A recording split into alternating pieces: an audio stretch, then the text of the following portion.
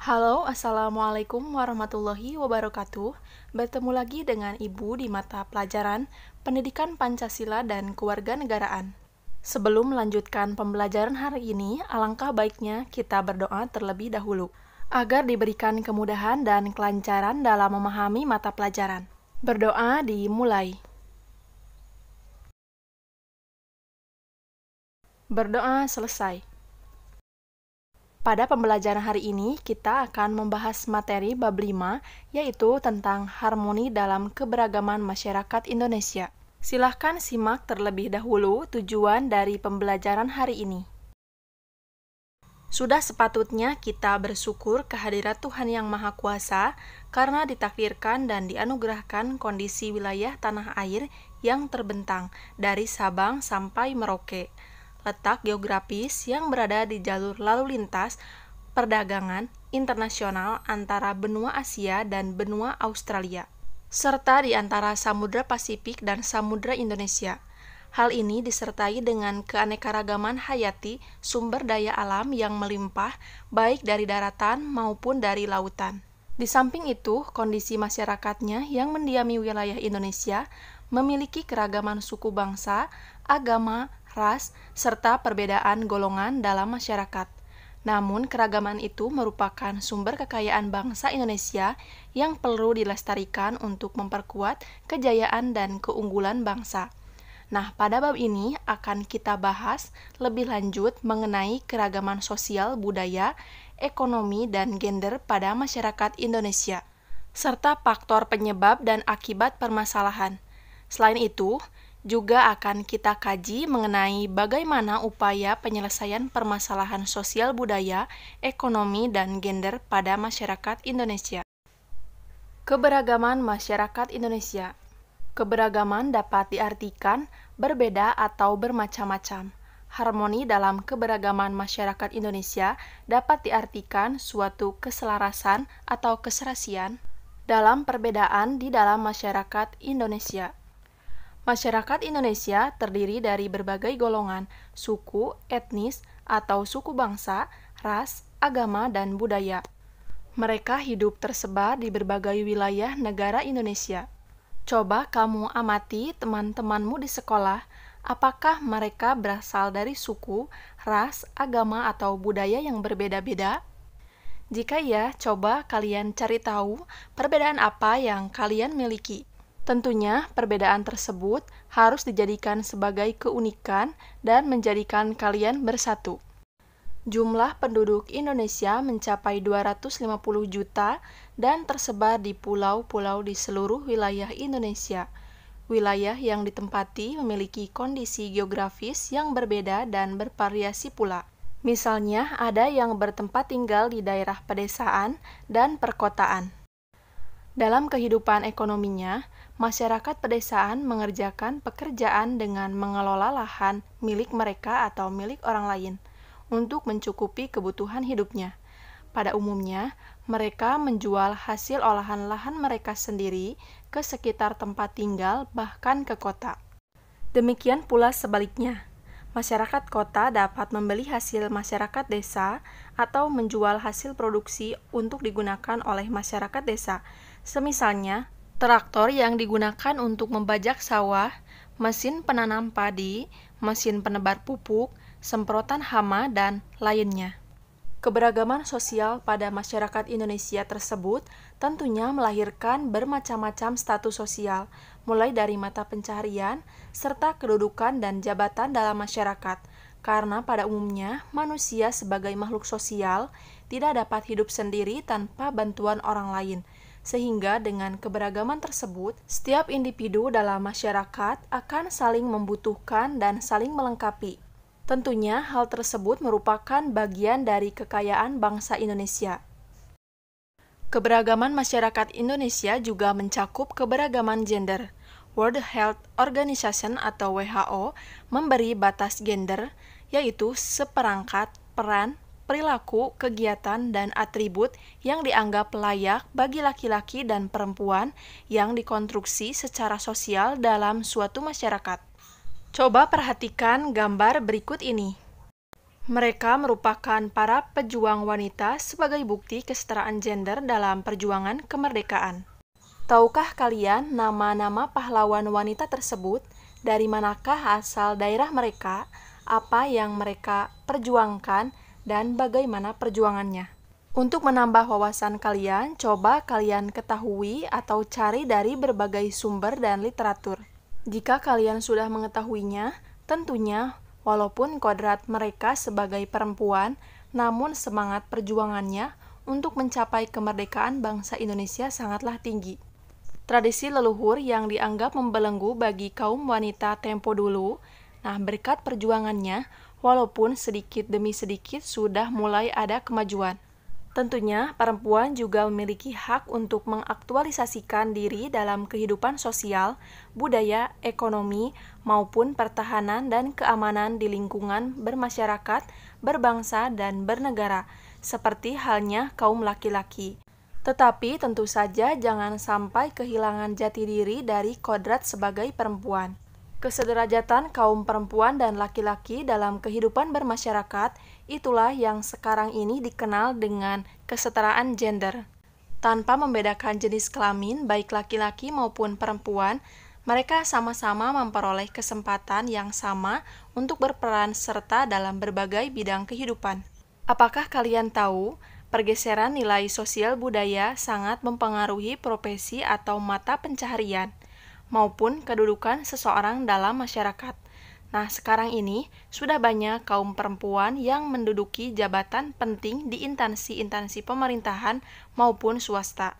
Begitu juga dengan profesi yang dulu hanya bisa dilakukan oleh kaum laki-laki, tetapi sekarang juga banyak dilakukan oleh kaum wanita.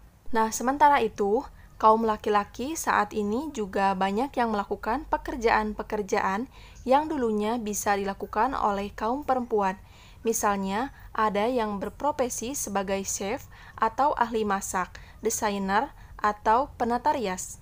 Dengan demikian, apapun profesi, kedudukan, atau jabatan di masyarakat, baik laki-laki maupun perempuan, mereka sama-sama memiliki kesempatan yang sama untuk berperan serta dalam kehidupan sosial, budaya, ekonomi, politik, pertahanan, keamanan, sesuai dengan kemampuannya masing-masing.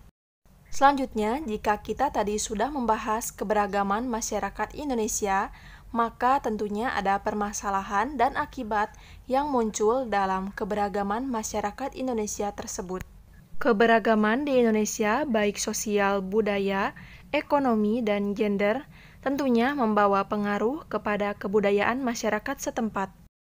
Permasalahan tersebut, jika tidak ditanggapi secara bijak dan positif, akan adanya keberagaman suku bangsa dan budaya, tentunya akan berdampak negatif, seperti timbulnya pertentangan antar budaya dan munculnya konflik antar budaya. Menurut Sujono Sukanto, masalah sosial adalah suatu ketidaksesuaian antara unsur-unsur kebudayaan atau masyarakat yang membahayakan kehidupan kelompok sosial.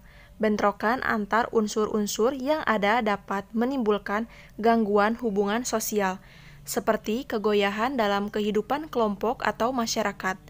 Masalah sosial muncul akibat terjadinya perbedaan yang mencolok antara nilai dalam masyarakat dengan realita yang ada. Beberapa hal yang dapat menjadi sumber masalah sosial, yaitu proses sosial dan bencana alam. Masalah sosial ini merupakan suatu kondisi yang dapat muncul dari keadaan masyarakat yang kurang atau tidak ideal. Maksudnya, selama terdapat kebutuhan dalam masyarakat yang tidak terpenuhi secara merata, maka masalah sosial akan tetap selalu ada di dalam kehidupan masyarakat. Lalu, di manakah letak permasalahan dalam keberagaman ekonomi? Permasalahan dalam keragaman ekonomi terletak pada berbagai usaha yang dilakukan manusia di tiap daerah untuk memenuhi kebutuhannya tersebut.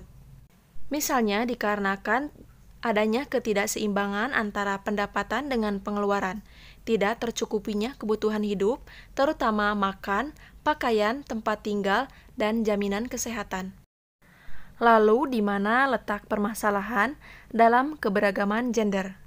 Dalam kehidupan sosial, kultur masyarakat Indonesia, laki-laki cenderung dipandang lebih tinggi derajatnya dibandingkan dengan perempuan. Hal tersebut merupakan dampak pandangan masyarakat sehingga dapat menghambat kegiatan dan perkembangan pola pikir seorang perempuan. Selanjutnya, mengenai strategi penyelesaian permasalahan yang muncul dalam keberagaman masyarakat Indonesia. Keberagaman yang ada di Indonesia sering menimbulkan konflik. Sejatinya, hal tersebut dapat dikendalikan dan diatasi apabila perbedaan kebudayaan dan keberagaman tersebut dikelola dengan baik sehingga harmoni dalam keberagaman dapat tercipta. Untuk mewujudkan hal tersebut, tentunya diperlukan peran serta dari seluruh lapisan masyarakat yang dikoordinasikan oleh pemerintah terkait. Salah satu upaya atau strategi yang dapat dilakukan untuk mengharmonisasikan keberagaman sosial budaya adalah dengan menggunakan kearifan lokal. Kebudayaan yang berkembang saat ini banyak dipengaruhi oleh kemajuan teknologi serta masuknya budaya asing. Gaya hidup yang cenderung meniru budaya asing juga memicu munculnya masalah sosial. Tentunya permasalahan ini harus mendapatkan perhatian secara serius karena kebudayaan pada suatu negara dapat mencerminkan kebiasaan masyarakatnya. Mempelajari atau mendalami pendidikan agama dapat mencegah, menyadarkan, atau menyaring budaya asing yang masuk kepada budaya kita.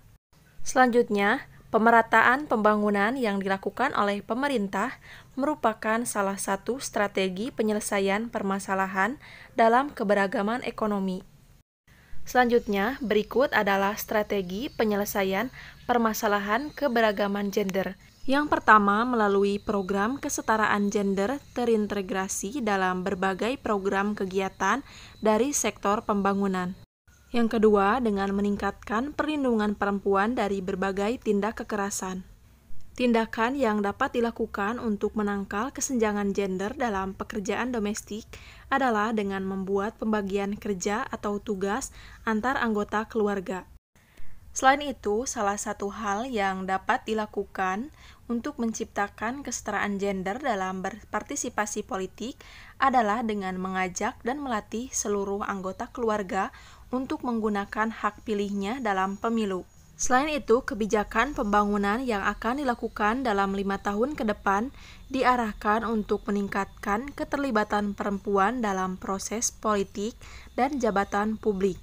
Kesetaraan perlu ditanamkan terlebih pada generasi muda dengan memberi pemahaman bahwa anak perempuan mempunyai kesempatan yang sama dalam mendapatkan pendidikan hingga jenjang yang tinggi. Dalam meningkatkan taraf pendidikan dan layanan kesehatan serta bidang pembangunan lainnya untuk mempertinggi kualitas hidup perempuan, menyempurnakan perangkat hukum untuk melindungi setiap individu dari berbagai tindak kekerasan, eksploitasi, dan diskriminasi. Hal yang dapat dilakukan untuk mengatasi kesenjangan gender dalam kehidupan berdemokrasi antara lain adalah dengan melatih tiap anggota keluarga untuk menyelesaikan persoalan secara musyawarah dan mufakat. Salah satunya dengan cara membiasakan berdiskusi antara satu anggota keluarga dengan anggota keluarga yang lainnya. Selain itu, kesetaraan gender dalam bidang ekonomi dapat dilatih dengan memberikan sesuatu kepada anak sesuai kebutuhannya. Adapun dalam arti luas yaitu pemberdayaan pengusaha kecil, menengah, dan koperasi dilakukan dengan tujuan agar lebih efisien, produktif, dan berdaya saing dengan menciptakan iklim perusahaan yang kondusif dan peluang usaha yang seluas-luasnya. Bantuan fasilitas dari negara diberikan secara selektif, terutama dalam bentuk perlindungan dari persaingan yang tidak sehat, pendidikan dan pelatihan, informasi bisnis dan teknologi, permodalan, serta lokasi berusaha. Salah satunya dengan memberikan pelatihan kepada siapa saja yang memiliki keterbatasan dan kebutuhan khusus untuk mengembangkan setiap potensi yang ada pada diri mereka. Untuk menambah wawasan dan pemahaman kalian, coba carilah informasi tentang tokoh bangsa atau tokoh masyarakat yang berperan sebagai mediator dalam menyelesaikan masalah sosial, budaya, ekonomi, dan gender. Kalian bisa mencarinya dalam berbagai sumber, misalnya di dalam buku di perpustakaan, internet, koran ataupun majalah. Atau bisa juga dengan mencari tokoh masyarakat di daerah masing-masing dan melakukan wawancara dengan tokoh tersebut. Coba buatlah laporan biografi perjalanan hidupnya dalam upaya menyelesaikan masalah sosial budaya, ekonomi, dan gender. Jika sudah, nantinya kalian bisa mempresentasikannya di depan teman-teman kalian dengan bimbingan guru.